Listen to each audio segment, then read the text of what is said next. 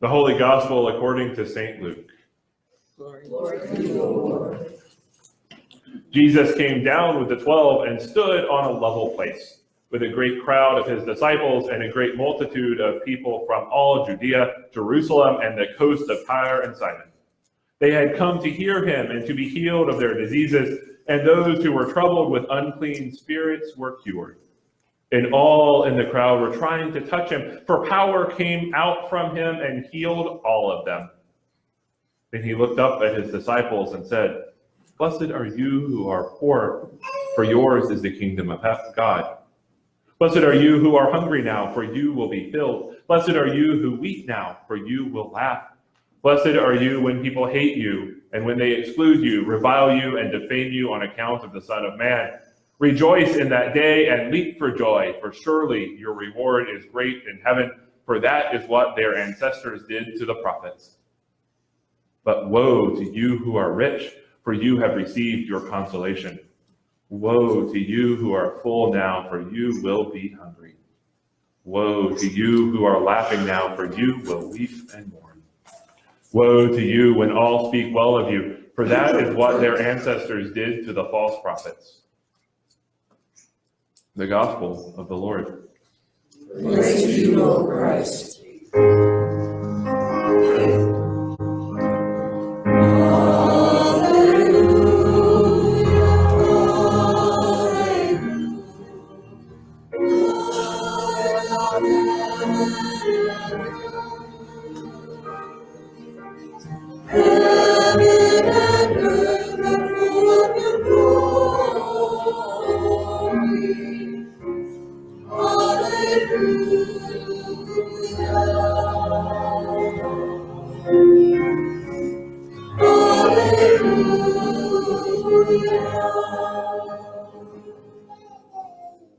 Pray with me for a moment, please.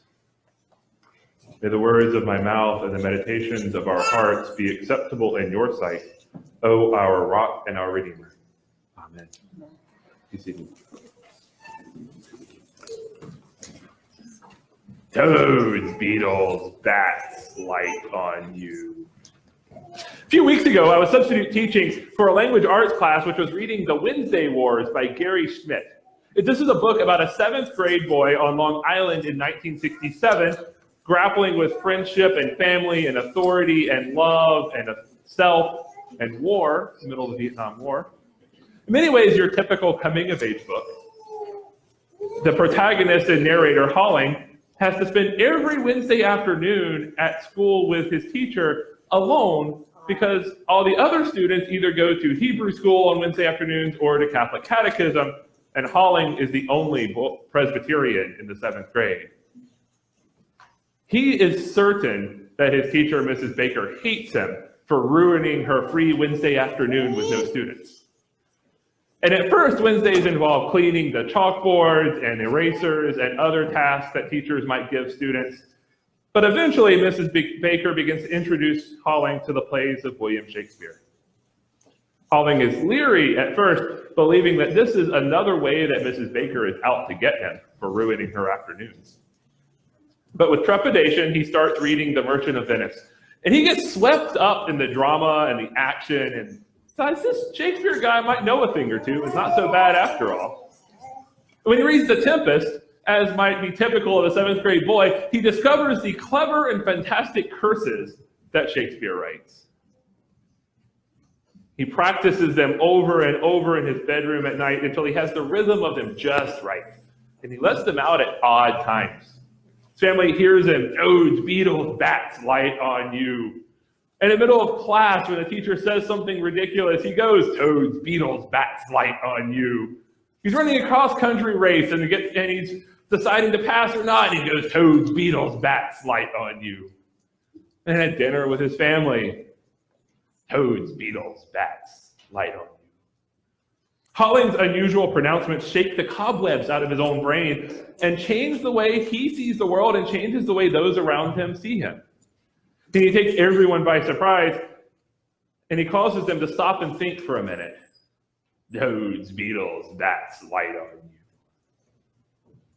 Now, Jesus says some striking and disorienting blessings and curses in the Sermon on the Plain today. Striking and disorienting to the original hearers especially, and to us as well. For one thing, it's pretty unusual to hear Luke's version of the Beatitudes in worship. The last time we heard Luke's version of the Beatitudes was during the last year of George W. Bush's first term as president. Yeah. Most of us are much more familiar with Matthew's version of these blessings. Blessed are the poor in spirit, blessed are those who mourn, blessed are the meek, blessed are those who hunger and thirst for righteousness' sake, blessed are the merciful, and Matthew goes on a bit. I left out some. Luke is succinct and to the point. Blessed are you who are hungry. Blessed are you who are poor. Blessed are you who weep. Blessed are you when they hate you and revile you for the sake of the Son of Man. Matthew is abstract. Blessed are they. Luke is personal. Blessed are you.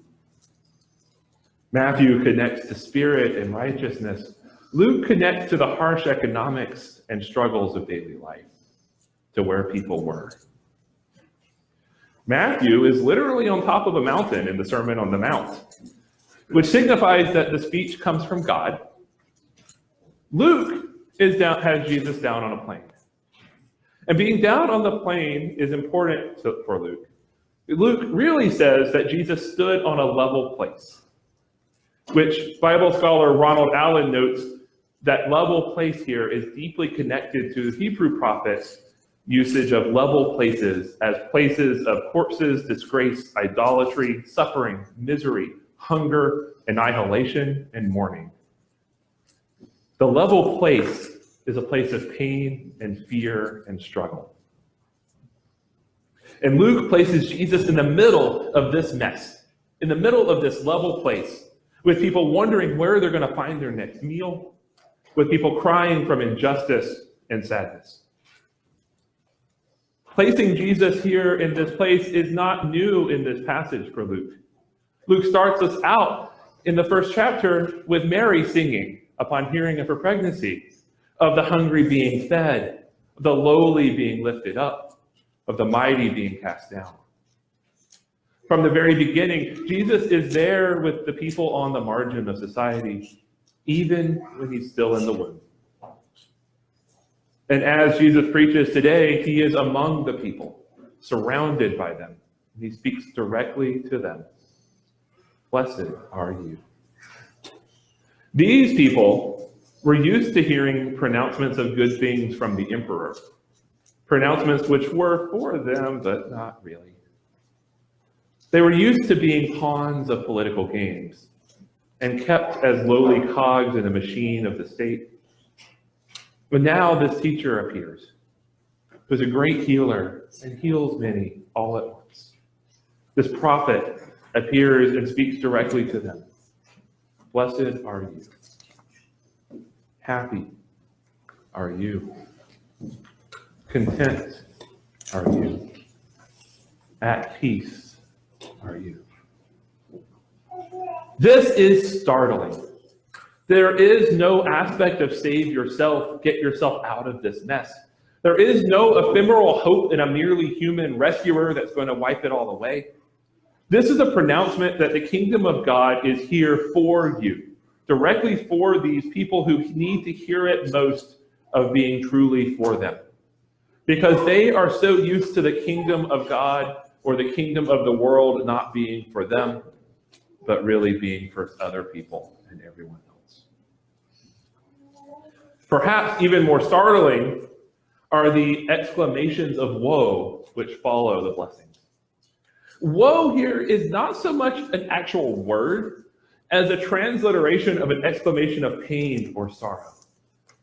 Oy vey. Ay caramba.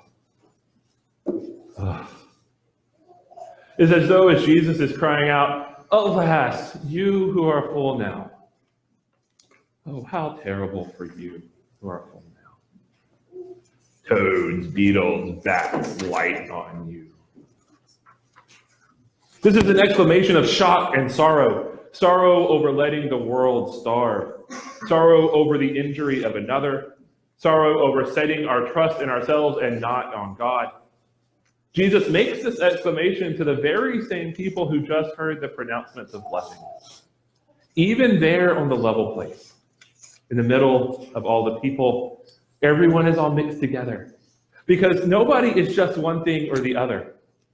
And all are beloved and blessed, and all are the object of sorrow. All at the same time. Standing on the level place, the place of shame and disgrace and misery, Jesus joins us in our shame and disgrace and misery. Jesus goes to the places of our heart, goes to the places of our pain, goes to the places of our sorrows, and meets us there and declares to us, blessed are you, each and every one of you. And he cries out in sorrow at us. Sorrow at the ways we still refuse to trust God. Sorrow at the ways we still look to strong men to solve our problems. Sorrow at the ways we stay quiet in the face of the pain of the world. Jesus calls us to these very same places with him, to stand in the pain of those around us, to oppose the forces of evil and oppression, to feed the hungry and clothe the poor. Jesus calls us to trust in God, to open ourselves and our lives to the type of transformation that brings happiness and contentment to the poor and hungry. Jesus calls us to shock and disorient those around us, to mutter toads, beetles, bats, or better yet, grace, grace, grace, grace.